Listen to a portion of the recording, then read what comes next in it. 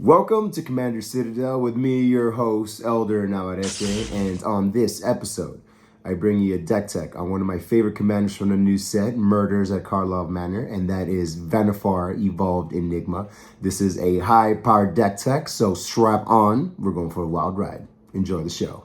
Vannifar Evolved Enigma, a 4-drop, 2 colorless green-blue for a 3/4 Elf Ooze Wizard. At the beginning of combat on your turn, choose one, cloak a card from your hand. Cloak means you put it onto the battlefield face down as a 2/2 creature with Ward 2. Turn it face up anytime for its mana cost if it's a creature card. Or put a 1/1 counter on each colorless creature you control. I've been playing with Vannifar since the day of her release, and let me say this, I am impressed with what this deck has done in such a small amount of time. It's on fast track of becoming an S tier general and likely a kill on sight commander once people realize the power this deck holds. I believe that a lot of people are sleeping on this commander. Not only are they snoozing on Vannifar, but the ones who have attempted to build this commander have done a lackluster job in doing so, in my opinion. In this video, I will show you the most optimal way of building this deck. Alright, let's get right into the good stuff.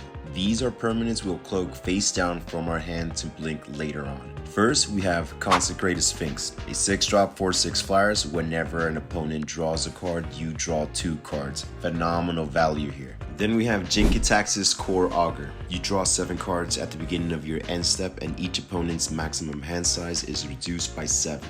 Both creatures have potential to draw massive amounts of cards. Jin-Gitaxias is a filthy one because it can rid your opponents of their hands. If this survives one turn cycle and affects all your opponents, you won that game. I'll link a video at the end where I played with Vannifar and I pulled this trick amongst other little tricks as well. Check it out. Next we have Hullbreaker Horror, a 7-drop 7/8 with flash. This spell can't be countered. Whenever you cast a spell, choose up to 1. Return target spell you don't control to its owner's hand. Return target non-land permanent to its owner's hand. Hullbreaker is amazing for control and protection. I feel safe when this guy is on my side of the field. Then we have Coma, Cosmos Serpent, another 7-drop creature that can't be countered. This one's a 6/6. At the beginning of each upkeep, create a 3/3 blue serpent creature token named Coma's Coil. Sacrifice another serpent, choose one. Tap target permanent. Its activated abilities can't be activated this turn. Coma, Cosmos Serpent gains indestructible until end of turn. Coma is another card that can win the game on its own if left unchecked. You create a 3/3 serpent every turn. You can tap and shut down opponent's creature abilities, and you can make him indestructible. It's hard to deal with this in the early game. Nyxbloom Ancient, a 7-drop 5/5 with trample. If you tap a permanent for mana, it produces 3 times as much of that mana instead. Next up, we have Vorinclex Voice of Hunger, an 8-drop 7/6 with trample. Whenever you tap a land for mana, add 1 mana of any type that land produced. Whenever an opponent taps a land for mana, that land doesn't untap during its controller's next untap step. Vorinclex's second ability is brutal. It's a soft lock on your opponent's game plans. There's a good chance you'll be the only one playing Magic when Vorinclex is around. These 2 cards are part 1 of 3 of your backup plan to cheat big spells if Vannifar gets dealt with. To crank up the lock on our opponents, I added the most powerful creatures in Magic history. You already know what I'm talking about, the big bad Eldrazi's. We have Void Winnower, Kozilek Butcher of Truth, and Ulamog the Infinite Gyre. Void Winnower makes it to where your opponents can't cast spells with even mana and can't block with creatures with even mana. Kozilek and Ulamog are similar to each other. More often than not, we won't be casting them, so we won't be getting their cast trigger. The Annihilator 4 is all we care about. 1 swing to an opponent is brutal. A second hit to the same opponent, and you will be losing a friend after that match. I have yet to see anyone come back from Annihilator 8. Next up, Blightsteel, another deadly creature. He's hard to deal with, has trample, indestructible, infect. It can flash KO 1 person at a time. Flipping this guy in the early turns is a nightmare, and the reason he is in this deck. Then we have Portal to Phyrexian, a 9-drop artifact. When Portal to Phyrexia enters the battlefield, each opponent sacrifices 3 creatures. At the beginning of your upkeep, put target creature card from a graveyard onto the battlefield under your control. It's a Phyrexian in addition to its other types. With this flicker deck, you will get this ETB trigger a few times. It's a one-sided board wipe. Reanimating your creature once a turn is just bonus. It didn't need to have that effect tacked on, but good thing for us it does. The last two cards in this section are one with the Multiverse, an 8-drop enchantment. You may look at the top card of your library anytime. You may play lands and cast spells from the top of your library. Once during each of your turns, you may cast a spell from your hand or the top of your library without paying its mana cost, which means you get one free spell a turn. And then we have Omniscience. Psych, I know it's pronounced Omniscience, I'm just teasing you. A 10-drop enchantment.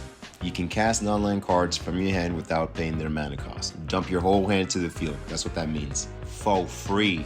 These two cards are great to cheat out big spells if Vannifar gets hated on, which she will, trust me on that. Consider this backup plan 2 of 3. Backup plan 3 comes later in this video. The next category is the blink spells, and as the name suggests, these are spells that we will cast to blink our big permanents. Our first spell is Essence Flux, a 1-drop instant that flickers a creature. Pretty simple.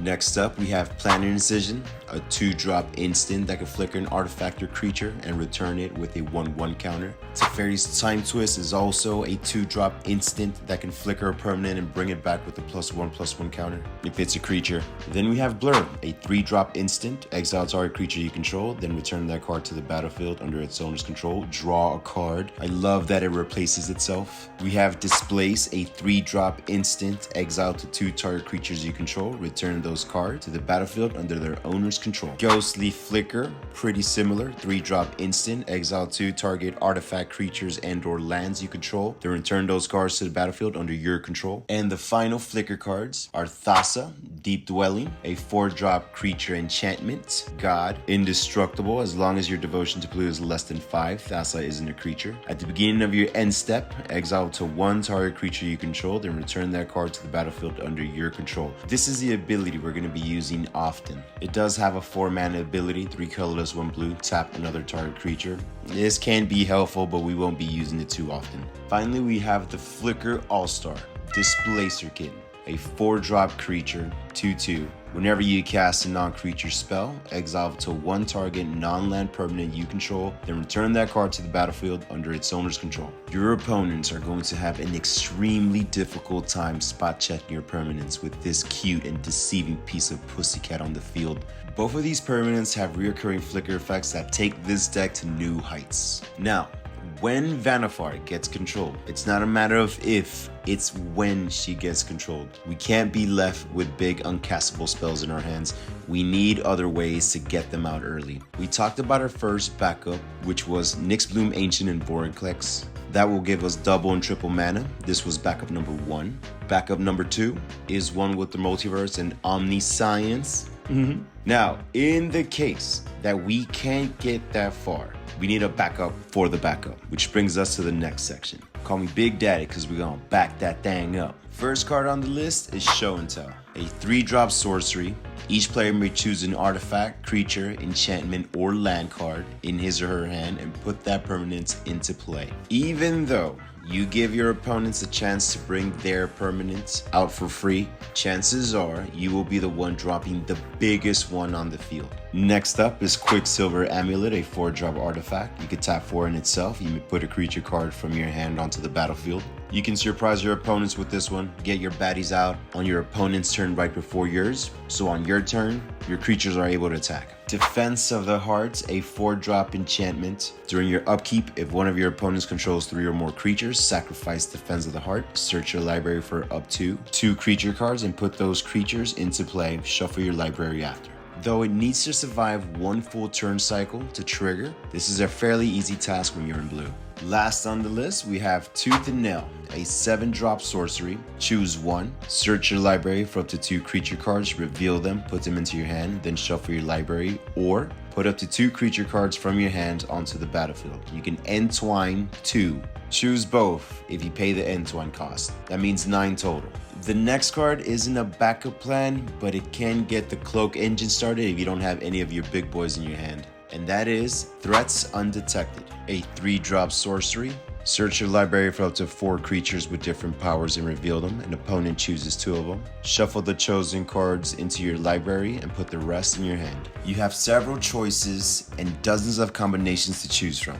You'd be giving your opponents a chance to pick their own poison. And the final section is our draw cards. The notable ones are Garruk's Uprising, a 3-drop enchantment. When Garruk's Uprising enters the battlefield, if you control a creature with power 4 or greater, draw a card. Creatures you control have trample. Whenever a creature power 4 or greater enters the battlefield under your control, draw a card. Then we have Tribute to the World Tree, a 3-drop enchantment with triple green in its cost. Whenever a creature enters the battlefield under your control, draw a card if its power is 3 or greater.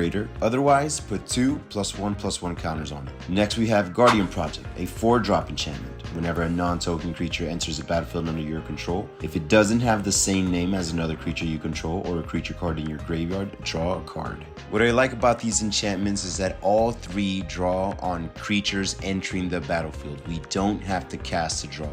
The next spell is Return of the Wildspeaker, a 5-drop instant. Choose 1. Draw cards equal to the greatest power among non-human creatures you control. Non-human creatures you control get +3/+3 until end of turn. We have plenty of creatures that could draw us tons of cards. And finally, we have the Great Henge, a 9-drop legendary artifact. This spell costs X less to cast, where X is the greatest power among creatures you control. You can tap it, add 2 green, you gain 2 life. Whenever a non-token creature enters the battlefield under your control, put a +1/+1 counter on it and draw a card. If you play this right, this card should only cost 2 green mana to cast. And to add the finishing touch, we have Lightning Greaves and Swiftfoot Boots for protection and haste. This set contains 12 draw cards, 13 ram cards, and 10 removal cards. It has several early plays. You usually get Vannifar by turn 3 or 4, and by the next turn, you should be flipping whatever's face down. It's likely that you'll be getting your 7+ mana cost cards by turn 4 or 5. This deck also runs 35 lands. Check out the full deck tech on the link in the description. And that brings us to the end of the episode. Let me know what your thoughts are in the comments below. And as always, remember to like, share, and subscribe. Tell your friends about it. Tell your mama about it. Tell your daddy about it. Tell your wives, your kids. Tell everyone about it. Trust me, they want to know about this. Till next time. Thanks for watching.